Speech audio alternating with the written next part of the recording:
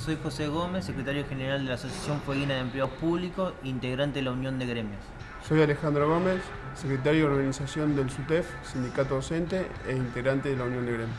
Horacio Gallego, secretario de organización de gremios municipales, parte también de la Unión de Gremios. Están sosteniendo un acampe desde el 2 de marzo frente a la legislatura provincial. A la Casa de Gobierno. A la Casa de En Gobierno. realidad arrancó primero la legislatura, pues estuvimos permaneciendo ahí 3-4 días hasta que se tomó la decisión en el acampe. Pero el acampe nació en la legislatura básicamente y después se trasladó a Casa de Gobierno el 5 o 6 de marzo y de ahí estamos actualmente esperando algún tipo de respuesta, ¿no?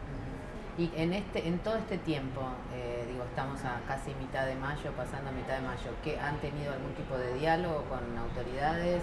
No, lamentablemente hemos buscado varios mecanismos de parte de los trabajadores. Hemos pedido la intervención de un juez que convocó al gobierno a una reunión y el juez se agarraba la cabeza cuando escuchaba al ministro de gobierno la respuesta que daban a los trabajadores. Ha tratado de participar el obispo encargado de la región de la Patagonia y no pudo tener respuesta tampoco de parte del Ejecutivo. Hemos intentado a través de la legislatura, del bloque ministerio, tratar de entablar un diálogo, lo cual fue cerrado porque no podían sostener los argumentos que nosotros planteábamos en la mesa. Hemos buscado ir a todas las reuniones que convocan ellos con el grupo de sellos que son afines, los sellos sindicales que les son afines, y cada vez que nos presentamos nos cierran la posibilidad del diálogo. Y cada vez que nosotros encontramos una puerta para discutir y poder llevar adelante una propuesta, lamentablemente por parte del Ejecutivo se encargan de cerrar esa discusión. A pesar de estos intentos ustedes de dialogar y de buscar caminos institucionales, lo que han recibido es represión, por otro lado. La legislatura, nosotros decimos que están de paro, porque no están sesionando, no están trabajando. Por ende, quienes están de paro son ellos. Nosotros, los trabajadores, somos rehenes de una situación de los legisladores que se niegan a sesionar, por lo tanto se niegan a estar trabajando. En ese marco fue que fuimos a charlar con el vicegobernador y ahí es donde se da lo que ellos llaman un altercado. El 2 de mayo, cuando se cumplía el aniversario del hundimiento General Belgrano. A partir de ahí hay un acto, nosotros esperamos que se termine el acto, le planteamos que necesitamos charlar, discutir con él. Se niega la charla, dijo que no iba a charlar con nosotros, y empieza todo a empujar, ¿no? Empiezan los custodios de él empiezan a empujar. Obviamente nosotros no íbamos a dejar que nos empujen, porque lo que nosotros necesitamos es una respuesta, en virtud de que ya había pasado 60 días en ese momento más o menos del tiempo que había transcurrido y no teníamos ningún tipo de respuesta. Por lo tanto, a nosotros nos urgía tener un canal de diálogo. Fue así que lo llevaron 100 metros empujándonos hasta que entraron en la presidencia de la legislatura. Cuando entra el vicegobernador en la presidencia de la legislatura, la policía arroja gas pimienta, vienen los antimotines, se rodea toda la presidencia de la legislatura. Y bueno, en ese marco es que está adentro el vicegobernador, nosotros fuera, tratando de ver si teníamos algún tipo de diálogo. Nos juntamos todos los secretarios, como lo hacemos siempre, para ver qué estrategia. Bueno, en el marco de eso, cuando estamos charlando, vemos que empezaron a reprimir a un compañero, vemos que le estaban pegando y todo. Ahí el compañero también trata de rescatarlo, también le arrojaron espuma con pimienta. Yo también tratar de ver qué es lo que pasaba. No me dejaron ingresar, a los 3 metros me tiraron espuma pimienta en los ojos. En el marco de eso es que decidimos, que esperamos a que vean al compañero qué secuelas tenía, qué había pasado, pedimos la intervención del hospital, viene una ambulancia y no obstante se contacta qué tipo de lesiones tiene. Nos retiramos a nuestra vivienda a las 3, 4 de la mañana, en el caso mío, me golpean la puerta, no de una forma muy amable, me llama la atención. Miro por la ventana, hay una linterna que me encandila, que me dice que tiene 3 segundos tengo. Si en el cabo de 3 segundos no abro la puerta, la revientan así. Abro, me enterraron de cabeza en el piso, se me suben 2 monos encima. Y bueno, sin mostrar ni siquiera orden de allanamiento, ni siquiera a los testigos, porque es lo primero que le pido, no esgrimen nada de eso.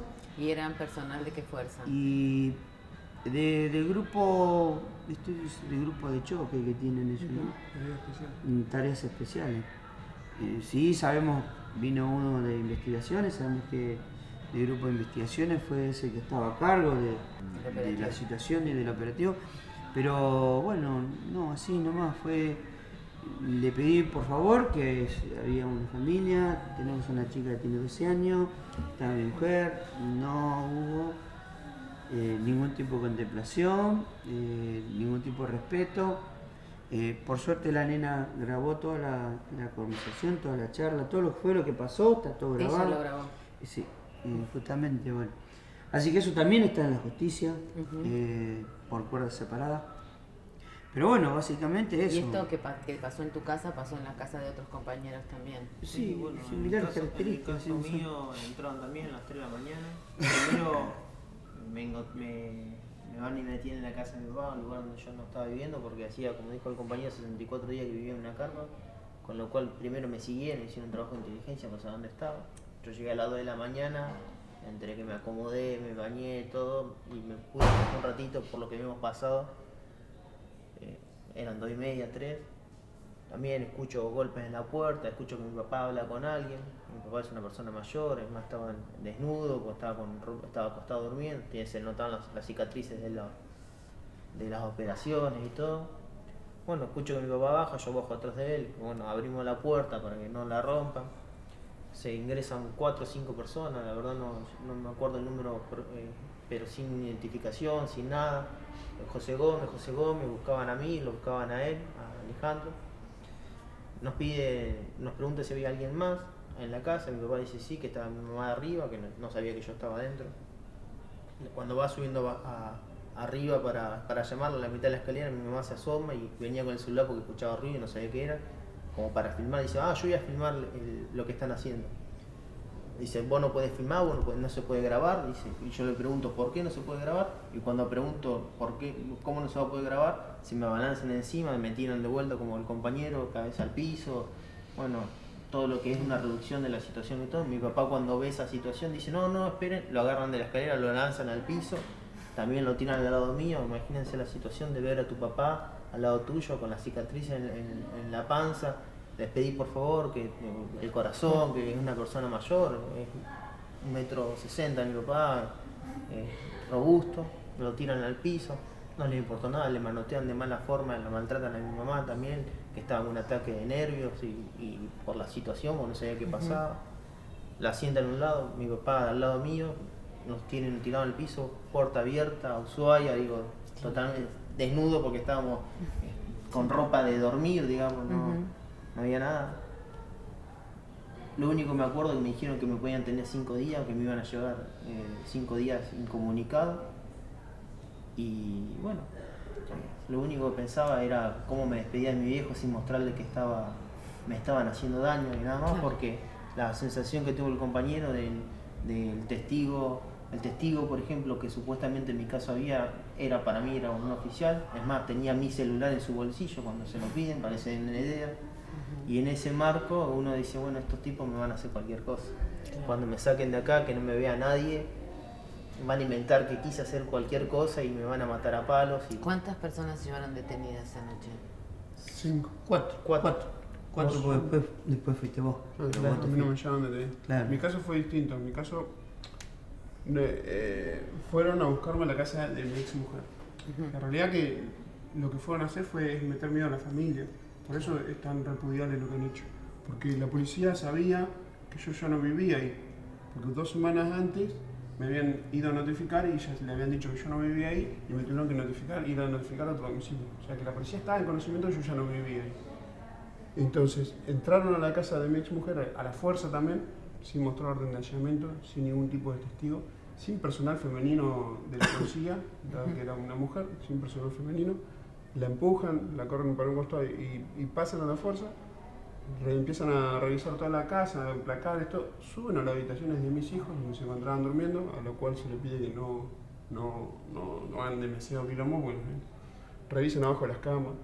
A mi nena que se encontraba durmiendo en ropa interior le levantan la sábana para ver si yo estaba ahí abajo, o sea, abajo de una sábana si yo estoy, es notable que no tienen ni que levantarla, ¿no? Obviamente. donde levantan la sábana para ver si yo estaba abajo, o sea, violan la intimidad de mi hija, después van a la pieza de mi ex mujer, le revientan todo el placar, le sacan la ropa, no sé qué buscaban. En ese momento mi ex mujer le dice, ¿usted sabe a quién está buscando? No entra ahí, y medio que no le gustó mucho la respuesta y se fueron para abajo, y no terminó ahí.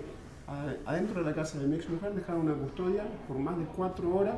¿Dentro de la casa? Dentro de la casa, dentro de la propiedad privada dejan una custodia apostada ahí y personal masculino, cuando era una mujer lo que quedaba ahí adentro. Entonces han violado todo tipo de derechos, sí, todo tipo de en el protocolos. procedimiento, exactamente.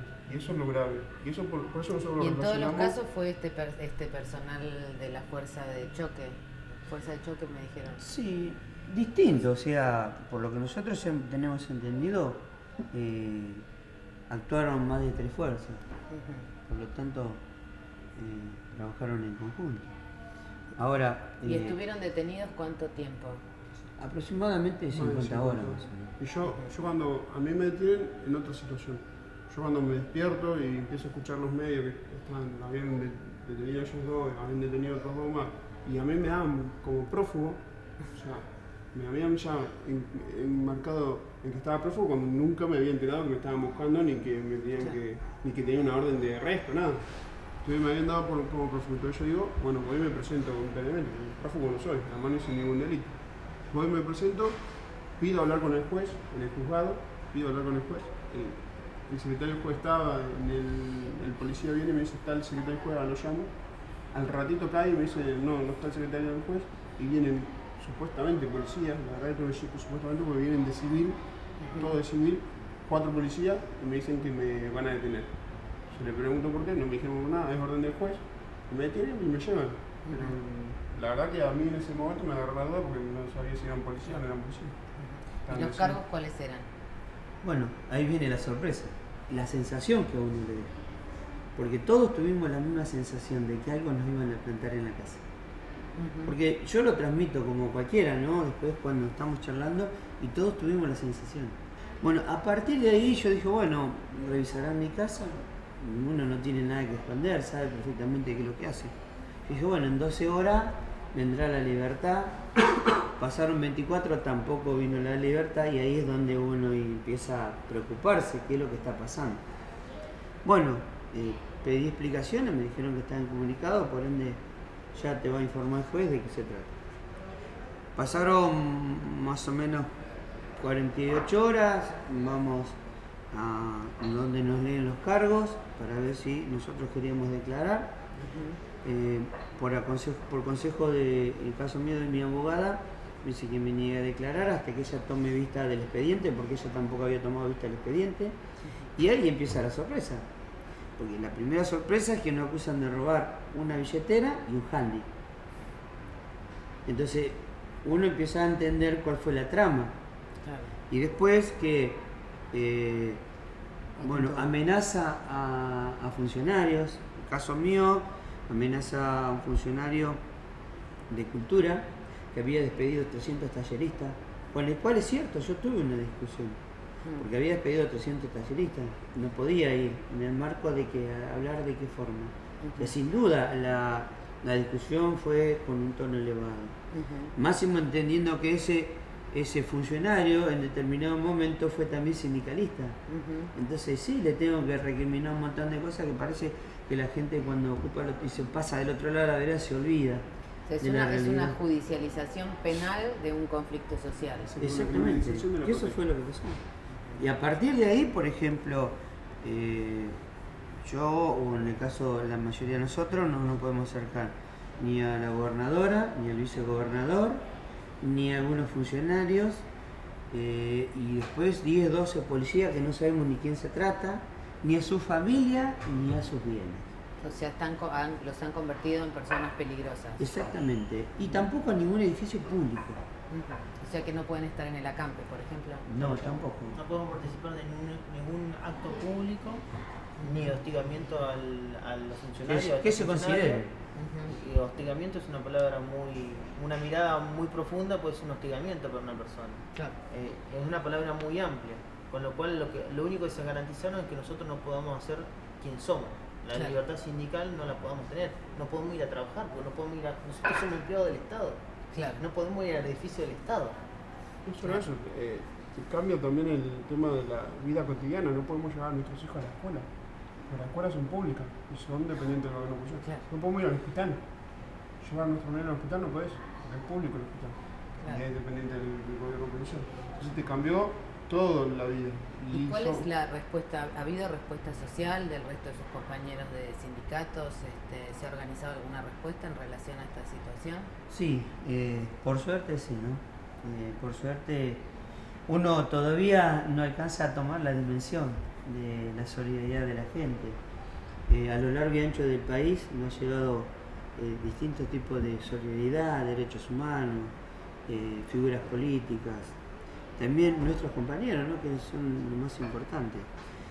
Todo el tiempo nuestros compañeros estuvieron afuera del tribunal del Palacio de Justicia esperando justamente nuestra liberación, porque sabían que justamente era algo injusto y que lo que en realidad estaban haciendo era tratar de descabezar un movimiento obrero que lo que está haciendo es luchar, ni más ni menos, ¿no? Que tratar de defender nuestra caja, nuestra obra social, defender nuestro salario, porque en el caso mío, a mí me descuentan un 5% de mi sueldo. Porque ese paquete de leyes además incluye una reducción tanto de los salarios como de las jubilaciones y pensiones.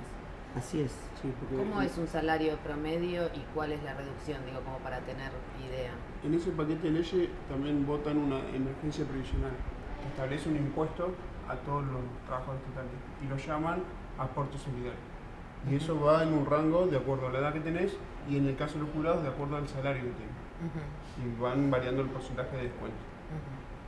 Pero el salario promedio, hay O compañeros sea que no- mientras se Sí. está discutiendo en el país, bueno, paritarias, Sí. con aumentos, que según las demandas, pero alrededor del 30 o el 40% es las demandas de los sindicatos, a ustedes les han reducido los salarios. Exactamente. Y los tarifazos se aplicaron lo mismo. Sin duda, pero bueno, la primera charla que se tuvo con el Ejecutivo Provincial fue justamente ver la recomposición salarial en su momento de los compañeros de gobierno. ¿Cuál fue la respuesta en ese momento de gobierno? Fue que en el primer semestre no iba a haber paritaria. Bueno, a partir de ahí después viene también la reducción. Además, O sea, nos cambiaron el escenario completamente, claro. quitando, cercenando montones de derechos. Pero lo que pasa es que todo esto está de alguna forma maquiavélicamente diagramado, ¿no? ¿Por qué te digo esto? Por ejemplo, a los jubilados durante 8 o 10 años vinieron pagándole a cuenta gota, con retraso. Nuestra obra social fue en decadencia y en realidad la gran responsable fue el Poder Ejecutivo, que no trasladaba los fondos. Ahora ha habido cambios de gobierno, digo, en estos años y siempre se sostuvo esta misma situación de hostigamiento contra los trabajadores públicos. Sí, exactamente, pero básicamente inclusive con nuestra caja, con nuestra caja de jubilación. Nuestra caja de jubilación es una más joven del país y hasta ahora la han reformado 13 veces. Entonces, ese es el marco en el que nos manejamos. Como comentaba José, el tema de nuestra caja, gobiernos anteriores nos dejaron 208 millones de dólares de deuda. Bueno, y el último gobierno de Fabián Arriba, que estuvo 8 años, nos dejó 1.900 millones de pesos, más de 208 Y millones de este dólares. gobierno de Roxana Bertone viene a desarmar esa caja. Exactamente. directamente. Viene a licuar Y esa deuda, claro, Claro. ¿quién? Se viene a deshacer de la deuda, ¿por qué? Porque la caja de los trabajadores siempre ha sido la financiera del gobierno de turno. Y en este marco, la mayor deuda que tiene el Estado provincial es con nuestra caja. Y eso es lo importante y el trasfondo de toda esta situación. Obviamente que licuando esa deuda con un fideicomiso que va a cobrarle a todo esto el 3% que te contaba antes y el 1,5% a las grandes empresas.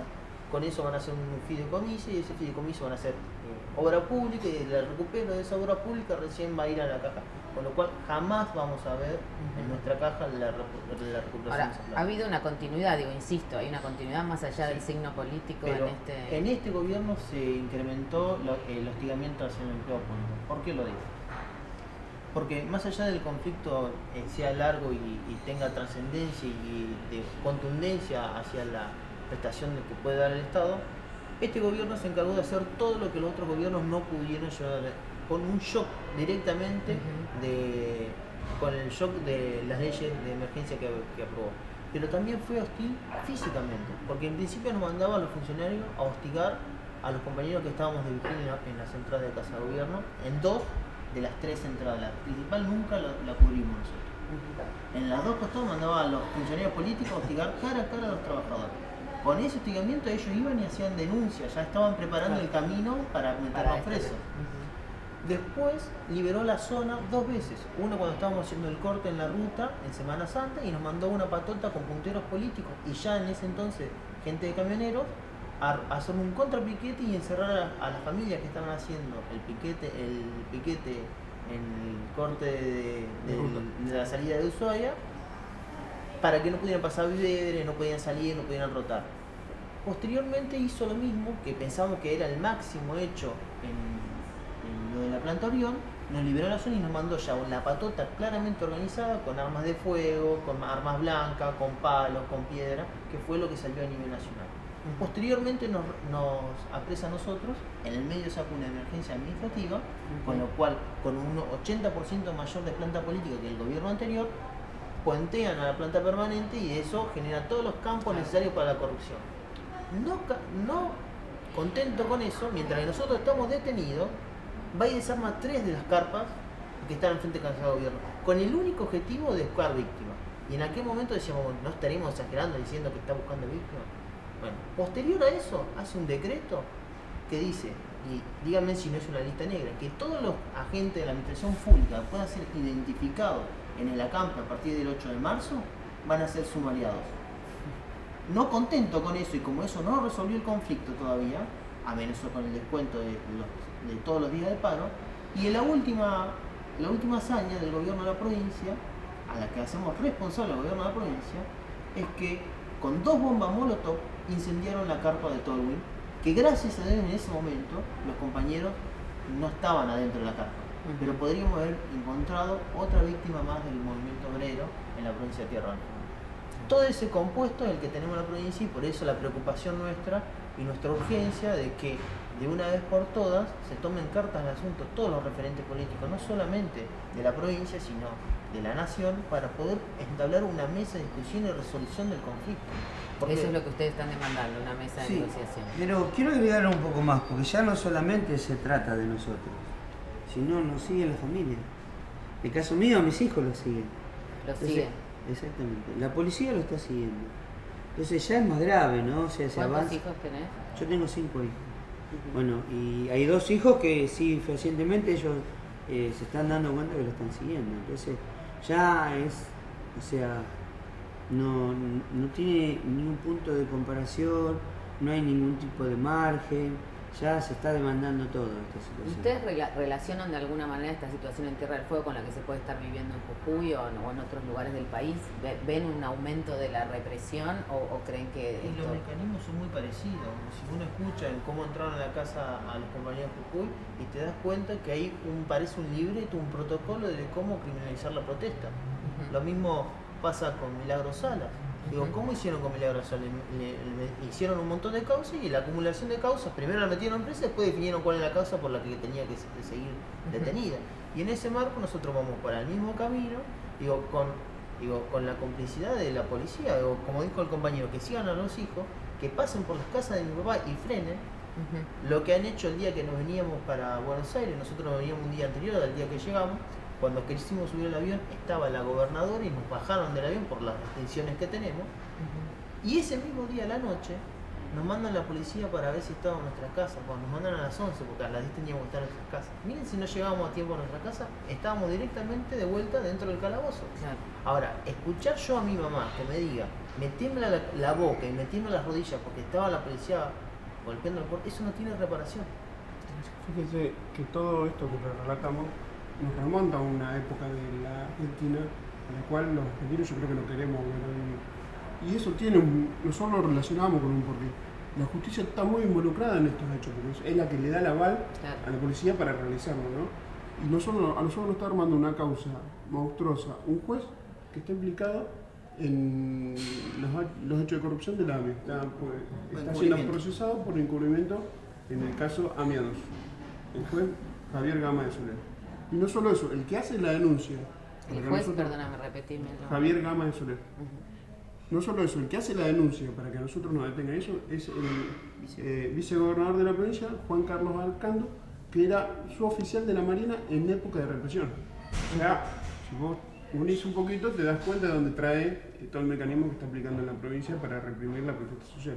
Entonces, eso llama mucho la atención y a nosotros nos tiene altamente preocupados de que sigan avanzando con ese tipo de métodos y estemos viendo en la provincia un gobierno de dictadura. ¿Y la gobernadora no ha tomado cartas tampoco? O sea, no ha salido a hablar públicamente, ha dado explicaciones? ¿Cómo? Da explicaciones, pero miente. Porque, por ejemplo, habla de que los trabajadores... Bien, primero voy a contestarte lo que vos planteabas. ¿Cuál era el sueldo promedio de un trabajador? Bueno, el sueldo promedio de un trabajador es que en algunos casos no alcanza la canasta familiar. Y en algunos casos sí pasa la canasta familiar. O sea, sueldo así. O sea, ¿y qué dice la gobernadora? Dice todo lo contrario. Que hay gente que cobra dentro de nuestra caja hasta 200 millones de pesos. Algo que nosotros no somos ninguno de nosotros. O sea, es cierto que hay gente así. Son los jueces, no somos los trabajadores. Claro.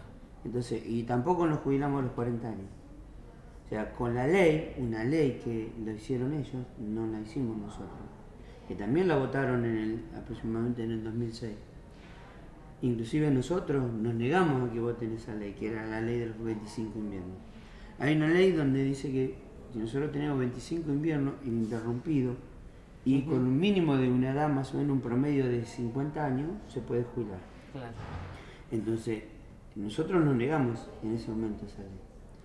¿Qué nos hicieron? Los mismos que esta vez, con la misma metodología, vallar toda la legislatura, llenarse de policía y sesionar esa fe. Claro.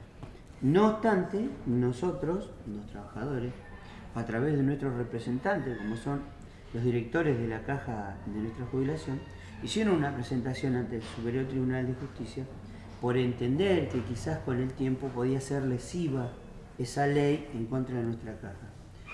El Superior Tribunal de Justicia manda al Tribunal de Cuentas a cuantificar cuánta es la deuda que se tiene con el organismo, cuantifica el Tribunal de Cuentas y entonces resuelve el Superior Tribunal de Justicia que si se paga todo lo que se le tiene que pagar a la caja, no va a entrar en crisis. ¿No va? Perdón. No va a entrar en crisis. Ahora, ¿cuál es el tema? Que el mismo Superior Tribunal de Justicia al cual acudimos, porque no hacen los aportes en tiempo y forma, y es el mismo que se encarga de contestarnos, que no puede embargar los fondos de la provincia, porque si no la provincia entraría en crisis. A partir de este paquete de leyes se hace el revalúo de la tierra. El revalúo de la tierra significa 1.000, 1.200%, Claro. donde van a subir los impuestos. Eso también seguramente va a repercutir en los alquileres, pero también en el impuesto automotor. O sea, bien, es un paquete que es bastante salvaje y entonces hoy empieza a tomar la comunidad noción de lo que se trata y después de eso es que se empieza a generar lo que se empieza a generar, ¿no? Todo un descontento muy grande. ¿Tienen miedo? Básicamente por mí no, yo no tengo miedo. Yo no tengo miedo básicamente porque sé que no he cometido ningún delito y sé que por lo que estamos luchando es justo. Es justo porque el que el gobierno no se pueda sentar a discutir con argumentos ya te demuestra que es justo. Entonces no hay a qué temerlo. Lo único que nos preocupa es la justicia. Porque yo lo he vivido el año pasado. El año pasado los docentes tuvimos un juicio adelante que se llevó adelante también por criminalizar la protesta de un conflicto de 2013 y fuimos condenados. La realidad es que en el juicio hubo falso testimonio reconocido dentro del mismo juicio que el ejecutivo de ese momento, que era el gobierno de Fabiana Río, mandaba a los testigos con un libreto armado. Un testigo dijo, no, yo no voy a hacer esto, y mostró todo el libreto que le había mandado, y la misma justicia desestimó todo. Entonces ya sabes más o menos qué posición tiene la justicia ante la criminalización de la protesta social. Y era el mismo juez el que los procesó ahora, fue en ese momento. Pero entonces ya más o menos sabes qué tipo de actitud va a tomar la justicia. O sea, más o menos, yo con esto nuevo ya me siento de vuelta condenado. Si bien nosotros vamos a apelar todo eso, nos sentimos condenados de vuelta. Y no termina ahí, están buscando a los docentes que quedamos en ese juicio sacarnos de la administración pública. Están avanzando en el pedido de exoneración. Ya la gobernadora hizo el pedido de exoneración de eso y el único paso que nos queda es ir a la justicia para que nos quite la tutela sindical. Donde nos quiten la tutela sindical ya quedamos fuera de la administración pública. Claro. O sea que hay varios cosas a tener en cuenta. Yo creo que miedo es una palabra media fuerte para hablar personalmente. Yo creo que miedo por mí, no, yo creo que nosotros sabíamos cómo avanzar y somos responsables de las cosas que hicimos y en muchos casos estamos orgullosos de las cosas que hicimos.